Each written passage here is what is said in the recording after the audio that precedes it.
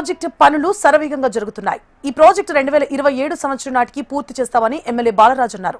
పోలవరం నిర్వాసితులకు కేంద్ర ప్రభుత్వం నుంచి 2000 కోట్ల రూపాయల పరిహారం అందించామన్నారు. కూటమి ప్రభుత్వంలో రాష్ట్రం వేగంగా అభివృద్ధి చెందుతుందంటున్న పోలవరం ఎమ్మెల్యే బాలరాజుతో మా ప్రతినిధి Bhanuprasad face to face. Polavaram నియోజకవర్గం రోజు రోజుకి అభివృద్ధి చెందుతుందా? దీంట్లో నిజముందా, అబద్ధం ఉందా? ఈరోజు ఉదయం నుంచి కూడా మన టీంతో గ్రౌండ్ వర్క్ చేయడం అయితే జరిగింది. ఈ నేపథ్యంలో మనతో మాట్లాడడానికి చిరి బాలరాజు అయితే మనకు అందుబాటులో ఉన్నారు. సార్ చెప్పండి సార్, పోలవరం నియోజకవర్గంలో ఉన్న మండలాలన్నీ కూడా సర్వే చేస్తే, అంటే ఈ గడిచిన ఈ 19 నెలల నుంచి కూడా మనం చూసుకుంటే ఈ సంవత్సరం ఆఖరిలో కూడా మేము సర్వే చేస్తే కూడా రోడ్లు కానీ వాటర్ ట్యాంకులు కానీ అన్నీ కూడా ఇవ్వడం అయితే కూడా జరిగింది. సుమారు 70 వాటర్ ట్యాంకుల దాకా కూడా ఇవ్వడం అయితే జరిగిందని చెప్పినాను. ఈ నేపథ్యంలో కాన్స్టిట్యున్సీకి 19 నెలల్లో ఎంత డెవలప్మెంట్కి మీరు ప్రభుత్వం నుంచి తీసుకొచ్చారు? అంటే ఈరోజు ఏజెన్సీ గ్రామాలైనటువంటి 7 మండలాలు అనేక అభివృద్ధి చెందక నోచుకోక అనేక ఇబ్బందులు పడుతున్నటువంటి పరిస్థితుల్లో ఈరోజు సీఎం గారు కానీ, అలాగే డిప్యూటీ సీఎం పవన్ కళ్యాణ్ గారు కానీ, లేకపోతే నారా లోకేష్ గారు కానీ, ఎంపీ గారు కానీ ఈరోజు పోలవరం మీద ప్రత్యేకమైన దృష్టి పెట్టారు. ఈరోజు ప్రతి గ్రామానికి రోడ్డు అవసరం, అలాగే ఆ గ్రామానికి మంచినీరు అవసరం, అలాగే అక్కడ ఉన్నటువంటి అనేక మౌలిక సదుపాయాలు, కరెంటు కానీ, లేకపోతే నివసించడానికి ఇల్లు కానీ, ఇవన్నీ కూడా ఈ గిరిజన గుడాలకి ఎన్ని ప్రభుత్వాలు మారినా కూడా వీళ్ళు తలరాతను మారే పరిస్థితి ఎక్కడెక్కడ కనిపించట్లేదు. కానీ మనం వచ్చిన 19 నెలలకి ఈరోజు చూసుకున్నట్లయితే నియోజకవర్గం అంతా తిరిగారంటారు. కాబట్టి ఈరోజు స్పెసిఫిక్గా ఈరోజు పిఆర్ కానీ ఆర్ఎంబీకి కానీ సంబంధించి 50 కోట్ల రూపాయలు ఈరోజు మేము ప్రభుత్వం నుంచి తీసుకురావడం జరిగింది. అలాగే వాటర్ ట్యాంకు సంబంధించి అనేక గ్రామాల్లో తాగడానికి మంచినీరు కూడా లేనటువంటి పరిస్థితి.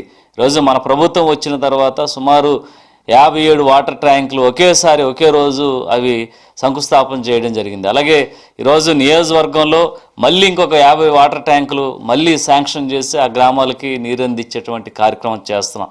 ఈరోజు సిఎంఆర్ఎఫ్ రిలీఫ్ ఫండ్ ఏదైతే నిరుపేదలు కానీ మధ్యతరగతి కుటుంబంలో ఉన్నటువంటి వారికి ఈరోజు ఆపరేషన్ చేయించుకుంటే మన ప్రభుత్వం తరఫున వారికి సీఎం రిలీఫ్ ఫండ్ 15 రోజులకి ఇప్పించేటువంటి ఘనత ఈరోజు ఎన్డీఏ కూటమి ప్రభుత్వానికి. అలాగే ఆపరేషన్ చేయించుకున్నటువంటి పరిస్థితుల్లో ఎల్ఓసీలు ఈరోజు 2 లక్షల నుంచి 10 లక్షల రూపాయల వరకు ఈరోజు సుమారు మన కాన్స్టిట్యున్సీకి ఎల్ఓసీలు కానీ, లేకపోతే సీఎంఆర్ రిలీఫ్ ఫండ్ కానీ సుమారు 6,50,00,000 రూపాయలు ఇచ్చిన ఘనత ఈరోజు ఎన్డీఏ కూటమి తీసుకొచ్చింది మనం.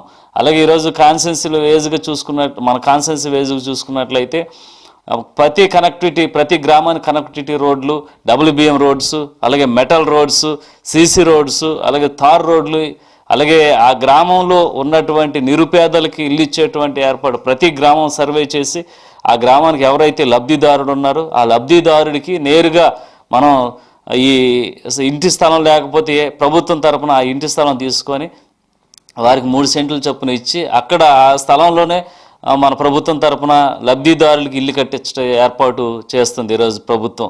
ఇలా చెప్పుకుంటూ పోతే ఈరోజు నియోజకవర్గంలో ఏజెన్సీ ప్రాంతం అని లేకోకుండా ఈరోజు డెవలప్మెంట్ విషయంలో ప్రతి ఒక్కరు కూడా అక్కడ సీఎం గారి సహాయ సహకారాలతో, అలాగే పవన్ కళ్యాణ్ గారి సహాయ సహకారాలతో ఈరోజు కాన్స్టిట్యున్సీని డెవలప్మెంట్గా తీసుకువెళ్తున్నాం. అలాగే ఈరోజు చూసుకున్నట్లయితే మన పోలవరం కాన్స్టిట్యున్సీ కోయిలగూడెం మండలంలో ఈరోజు నేవీకి సంబంధించి సుమారు 2,700 కోట్ల రూపాయలతో ఒక ప్రాజెక్టు ఈరోజు పోలవరం కాన్స్టిట్యున్సీలో కట్టబోతున్నాం. ఇలాగ చూసుకున్నట్లయితే ఈరోజు పోలవరం నిర్వాసితుల ప్రాజెక్టు సంబంధించి సుమారు 2,000 కోట్ల రూపాయలు ఈరోజు నేరుగా ఏదైతే లబ్ధిదారులు ఉన్నటువంటి నిర్వాసితులకి నేరుగా కేంద్ర ప్రభుత్వం నుంచే నిధులు పడటం అనేది చాలా సంతోషకరమైన విషయం. ఈరోజు పోలవరం ప్రాజెక్టు ఎంత స్పీడ్గా వర్క్ జరుగుతుందో మీ అందరికీ తెలుసు. ఎన్ని వరదలు వచ్చినా సరే గత ప్రభుత్వాలు గాలికి వదిలేసినాయి ప్రాజెక్ట్ని. గత ప్రభుత్వాల్లో ఉన్నటువంటి మినిస్టర్లు కనీసం పోలవరం ప్రాజెక్టు సంబంధించి ఒక్క పని కూడా చేయలేనటువంటి పరిస్థితి ఈరోజు నిమ్మల రామానాయుడు గారి సారథ్యంలో, అలాగే చంద్రబాబు గారు త్వరితగతిన ఈ ప్రాజెక్టును పూర్తి చేసి రాష్ట్రాన్ని అంతా కూడా సస్యశ్యామలంగా చేయాలి. అలాగే ఈరోజు మన ప్రభుత్వంలోనే ఈ ప్రాజెక్ట్ పూర్తి అవ్వాలని 2027 కల్లా ఒక టార్గెట్ పెట్టుకొని అటు ఎంపీ గారు కానీ, ఇటు సీఎం గారు కానీ, ఇటు పవన్ కళ్యాణ్ గారు కానీ ఒక సమిష్టి కృషితో ఈరోజు పోలవరం ప్రాజెక్టుని త్వరితగతిన పూర్తి చేయడానికి సిద్ధమైంది. 2027కి ఎట్టి పరిస్థితుల్లో పోలవరం ప్రాజెక్టు పూర్తి చేసి తీరుతామని పవన్ కళ్యాణ్ గారు అలాగే చంద్రబాబు నాయుడు గారు చెప్పడం జరిగింది. అలాగే అక్కడ త్వరితగతిన పనులు కూడా అదే విధంగా జరుగుతున్నాయి. ఇలాగా చెప్పుకుంటూ పోతే 7 మండలాలకు సంబంధించి ఒక్కో మండలంలో ఒక్కొక్క సమస్యలోనే ఆ సమస్యలన్నీ కూడా తెలుసుకునే విధంగా ఈ కొత్తగా మేము జనవాణి కార్యక్రమం కూడా ప్రజల వద్దకు మేము వెళ్ళి ఆ జనవాణి కార్యక్రమం తరపున మేము వారి దగ్గర నుంచి సమస్యలను తీసుకొని వెంటనే 40 రోజుల్లోనే ఆ సమస్యలు పరిష్కరించే దిశగా మేము చర్యలు తీసుకుంటాం. 100% పోలవరం కాన్స్టిట్యున్సీలో ఎన్డీఏ కూటమి అభ్యర్థులు గెలుస్తారు, గెలిచి తీరతాం. ఎందుకంటే ఈరోజు మేము ముగ్గురం కూడా ఒక ఏకాభిప్రాయంతో పోలవరం కాన్స్టిట్యున్సీలో ప్రతి గ్రామంలో పర్యటన చేస్తూ ప్రతి గ్రామంలో ఒక మెసేజ్ పంపిస్తూ ఈరోజు ఎన్డీఏ కూటమి నుంచి వచ్చేటువంటి ప్రతి ఒక్క డెవలప్మెంట్ యాక్టివిటీస్ కూడా గ్రామాల్లోకి తీసుకువెళ్తూ ఈరోజు అందరం కూడా కలిసి పనిచేస్తున్నాం. ఈరోజు వైసీపీ అనుకుంటున్నారు ఎవరికి వారే అన్నట్టుగా కొంత చెడు ప్రచారం చేస్తున్నారు. వారికి రేపు లోకల్ బాడీ ఎలక్షన్స్ 100% గెలిపించి మా పోలవరం కాన్స్టిట్యున్సీలో ఎన్డీఏ కూటమి దెబ్బేంటో చూపిస్తాం.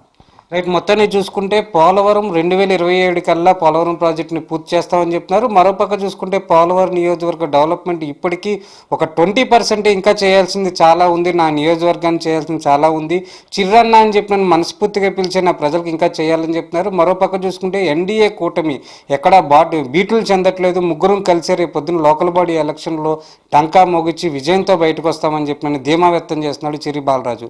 ఇది ఇక్కడున్న పరిస్థితి. కెమెరా పర్సన్ సురేష్తో భానుప్రసాద్, హెచ్ఎం టీవీ, పోలవరం నుంచి.